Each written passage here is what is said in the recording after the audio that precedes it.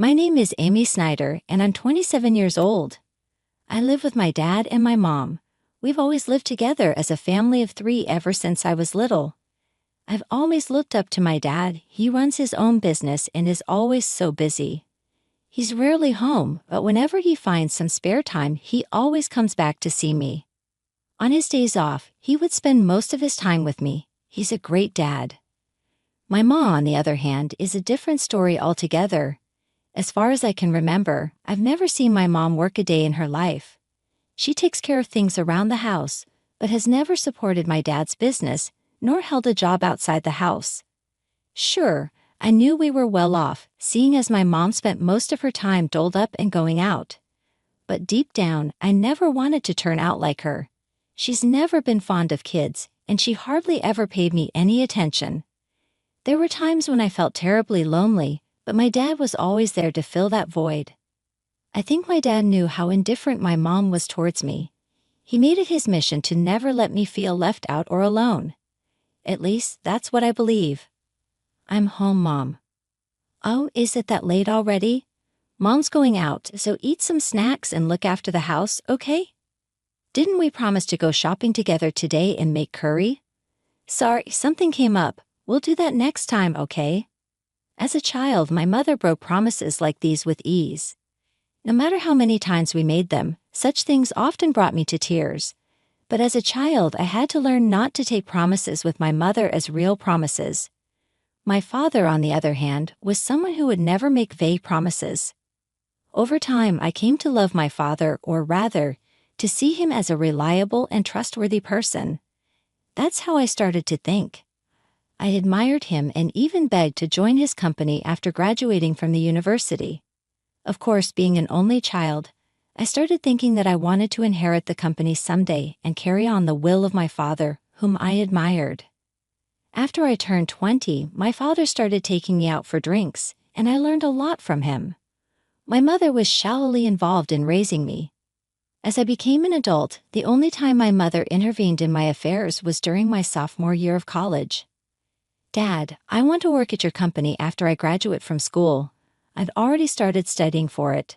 I even want to succeed you someday. Amy, are you sure? Wait a minute. A girl doesn't need to do that. Why not? I want to be someone who can work hard like Dad. A woman should find a good man and let her husband earn a good living. That was such a typical thing for my mother to say. I didn't think this person could understand anything I said, so I didn't continue the conversation that day. I didn't want to live a life hanging on someone else's life like my mother. I had always strived to become a strong woman who would live on her own. For the rest of my college days after that day, I studied hard and joined my father's company as soon as I graduated. I couldn't persuade my mother, but it seemed like she finally gave up in the end. If you want to live your life this way, that's fine with me. But you'll be the one who will have to suffer for not listening to your mother. If you are okay with that, then do as you please, she said. So I did as she told me by joining my father's company. In this way, the distance between my mother and me grew deeper. On the other hand, I started spending more time with my father than before, and our bond got even stronger. Looking back now, I guess my mother wasn't too happy with this situation. When I joined my father's company, he put in a lot of effort to train me seriously. But there was a reason for that. My father was sick. It took him about half a year to introduce me to a lot of people and teach me about the job. Then my father collapsed at our workplace. He was immediately taken to the hospital by ambulance, and for the next 5 years he lived a life fighting his disease. Amy, how's the company doing? Is it running smoothly without your dad? It's really hard right now, but everyone is supporting me. I'm sure it will be fine because Dad trusted me with everything I need. Well, as long as that's the case, if you, a woman, take over as the second generation and cause the company to go bankrupt, it would be a real shame. So be prepared for that. Mom, you really don't have any interest or love for the company. You're only concerned about others' judgment. It's sad to hear you say that. When my father first collapsed, I'd often argued with my mom like this. My father would come to the company on his good days while going in and out of the hospital, gradually weakening over 5 years. For the last year, he was almost bedridden. During the time when my father was still able to move, the last time he visited the company, he said this: "This company and its employees are very precious treasures to me, but I have to let go of my treasure, Amy. Over the past few years, I've watched you work, Amy.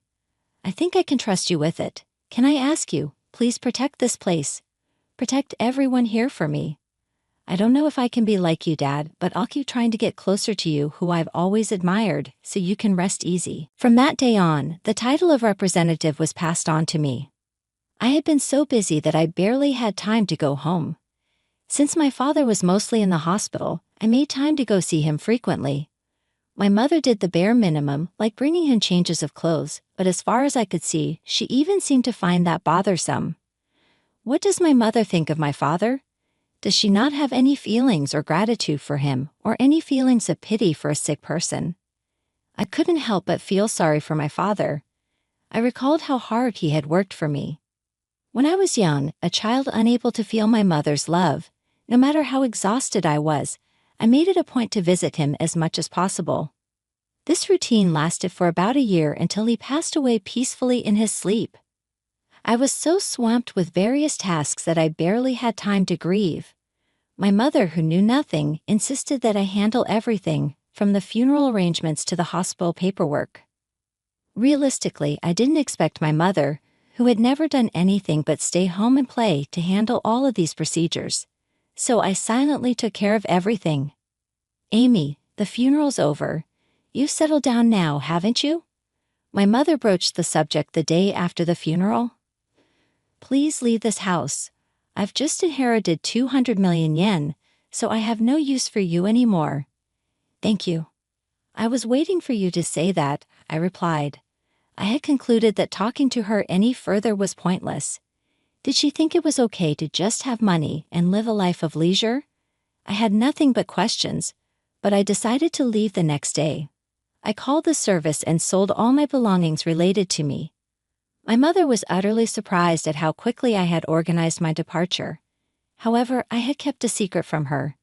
I didn't know why she claimed to have inherited 200 million yen, but my father had entrusted all the money matters to me, and I was the rightful inheritor. There wasn't a single penny left for my mother. My father had firmly requested this when he was still healthy. "Your mother doesn't understand anything about money management or spending. I want you to give her household expenses on a monthly basis. If she gets a large sum, she'll likely go bankrupt immediately. But I don't think she'll listen to me. If she complains, tell her you won't give her a single penny." "No way, just kidding. But if you have trouble dealing with her, give her this." My father handed me an SD card. He said it contained a video letter from him to my mother. I never imagined that I would show her this, but judging from her recent attitude, I thought the day would come soon. My mother, alone in the spacious house after I left, I was expecting her to contact me soon, but she did so faster than I anticipated. "Come home immediately." "Huh? What are you talking about?" "I'm working." "I just need to talk to you. Please come quickly." With that thought, I headed to my childhood home with the SD card.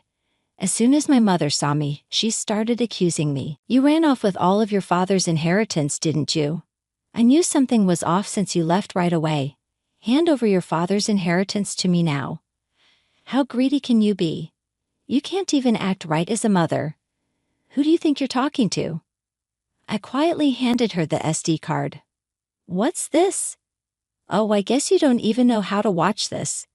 Mocking her, I took out my laptop, inserted the SD card, and played the video. On the screen was my father, as healthy as he used to be. I wonder how my mother will react to this video letter. I left the room in silence. I had never seen my mother defy my father before, but how about now, after his death? Would my father's thoughts reach my mother? When I returned to the room, my mother, who had finished watching everything, was crying. I couldn't believe it.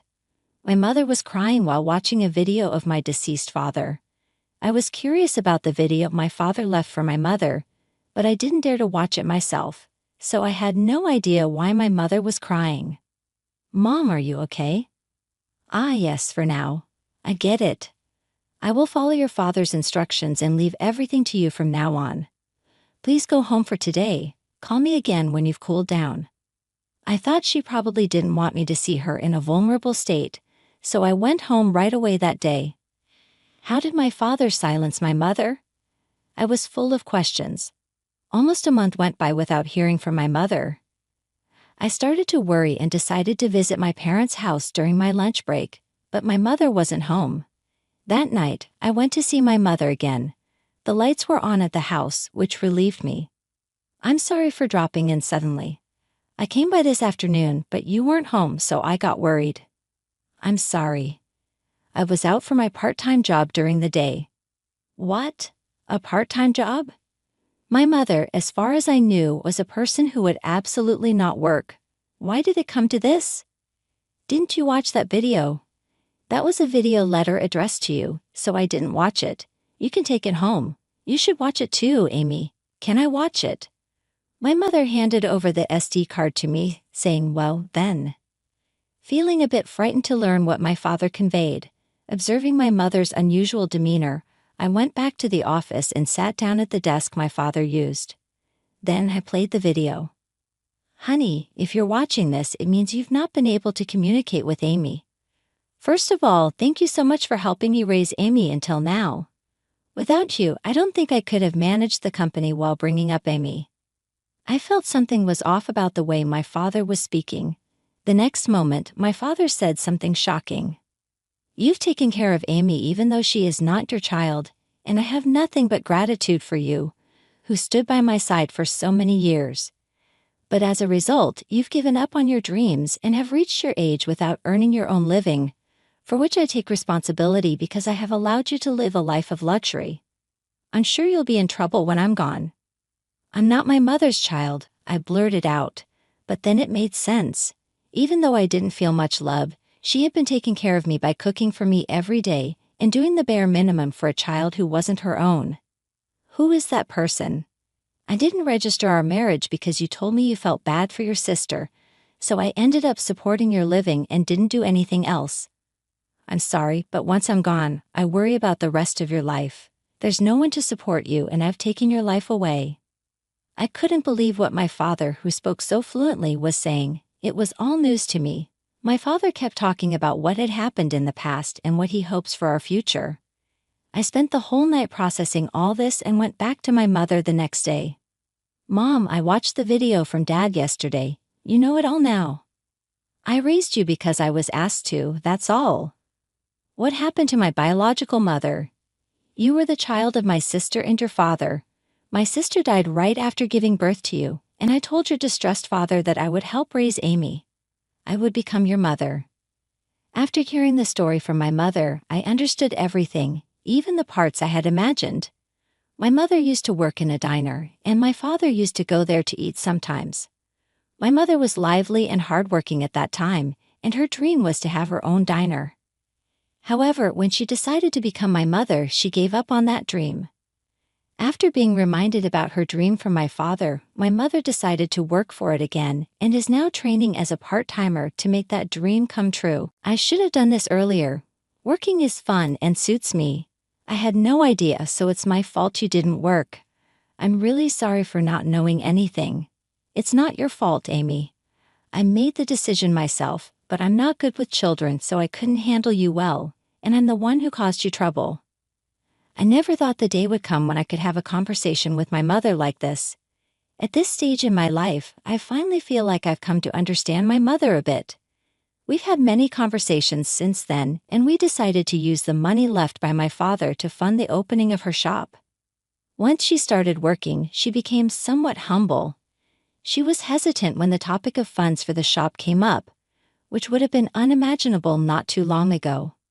While maintaining my regular job, I also helped with the opening of her diner, which led to me seeing my mother frequently. I attribute this newly forged relationship to my father.